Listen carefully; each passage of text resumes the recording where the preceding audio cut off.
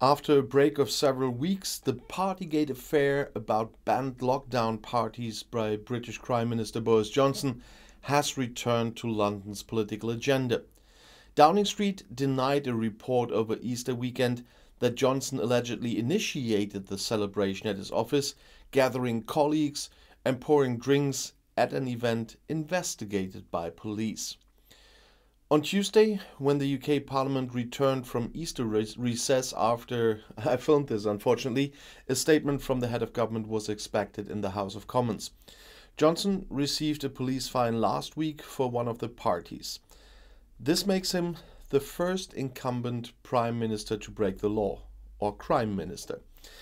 I'll report back tomorrow how that one turned out because it happens after I filmed. Boris Johnson and the Partygate are going into the next round differently as well. The Prime Minister is said to have turned a meeting into Downing Street into a party. The reports are in stark contrast to his own previous statements, because Johnson does not want to have been there, so he lied. Again. For a long time, the head of government himself had generally denied breaches of the corona rules.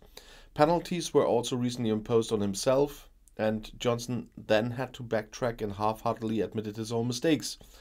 This topic is far from over with the first fines in Boris Johnson's Partygate. Several events have not yet been conclusively examined. The role played by Boris Johnson himself at the celebrations could turn out to be quite different from what the Prime Minister had previously admitted.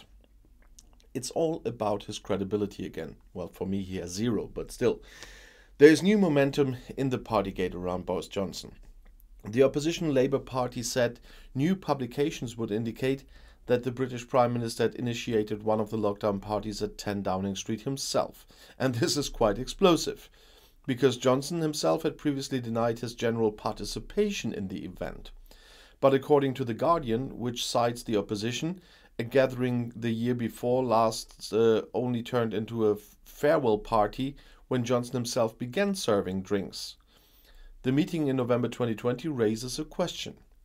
Did Boris Johnson knowingly lie to Parliament with his statements? For critics, the answer is clear, and for me too. The Ukraine war had slowed Boris Johnson's downfall for the time being, but as the war continued, the Partygate was becoming more important again. The calls for his resignation have become much quieter since the beginning of the war, but they are still there. A survey recently showed that more than half of voters still want Boris Johnson's resignation. The British Prime Minister is not always so close to the truth as we all know. In Brexit and at Partygate, Boris Johnson has already shown that his relationship to the truth is, let's put it, inflexible. This is becoming clear again these days. Even when the references to breaches of the corona rules in number 10 during the lockdown had become so intense that Johnson could hardly deny them, he did so undeterred.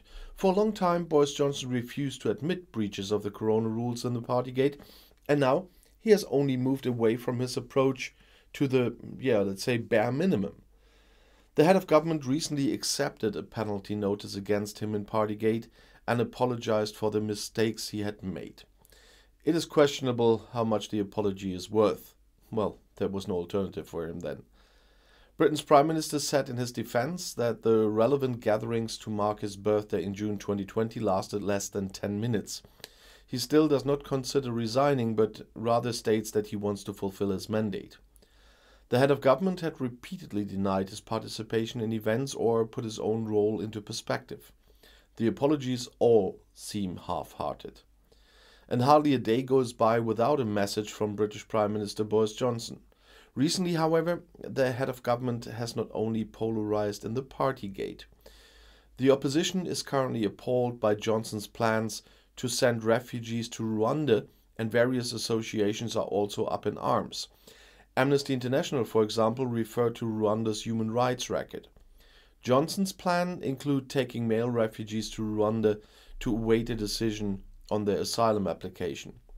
With this policy, Johnson, who wants to limit migration across the English Channel, is courting votes on the far right. The opposition finds clear words about the plans of the British heads of government. The Labour Party said the move was unworkable, unethical and blackmailing.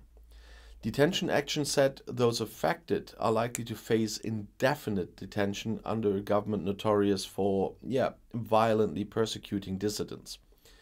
The British head of government does not lack media coverage of himself, but he does have support.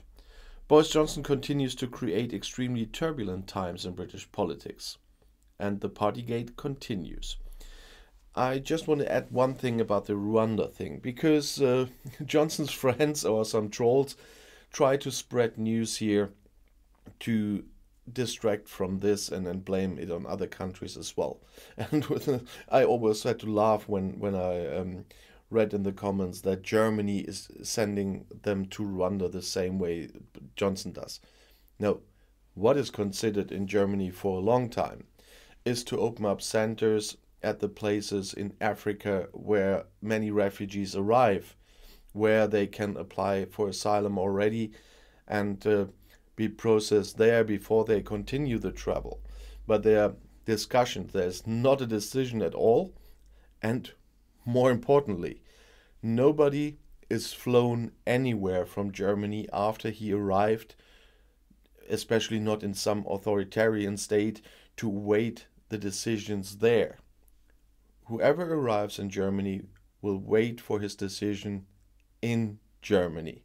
And the only country that is deporting asylum seekers illegally soon is Great Britain.